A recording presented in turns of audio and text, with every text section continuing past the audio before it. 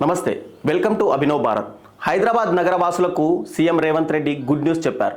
అర్ధరాత్రి 1 గంట వరకు నగరంలో దుకాణాలు తెరిచే ఉండవచ్చని అసెంబ్లీ వేదికగా సీఎం రేవంత్ రెడ్డి కీలక ప్రకటన చేశారు.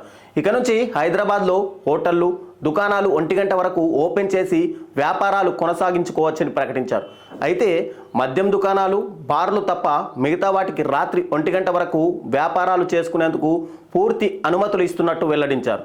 మద్యం షాపుల విషయంలో మాత్రం ఎలాంటి మినహాయింపులు ఇవ్వబోమని తెలిపారు.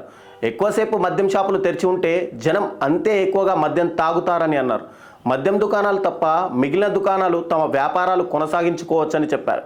మద్యం విషయంలో మాత్రం తాను కొంచెం కఠినంగాను వ్యతిరేకంగాను ఉంటానని తెలిపారు.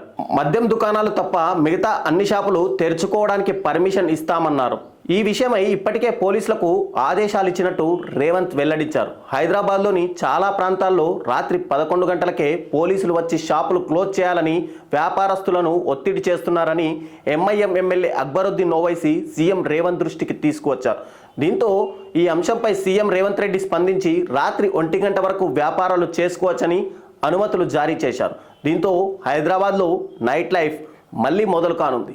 నాయకులారా, మీ పనితనం మీ అధినాయకులకు తెలియజేయాలనుకుంటున్నారు. ప్రజలారా, మీ సమస్యలను మీ నాయకులకు తెలియజేయాలనుకుంటున్నారు. ప్రజా సమస్యల పరిష్కార వేదిక మీ అభినవ్ భారత్.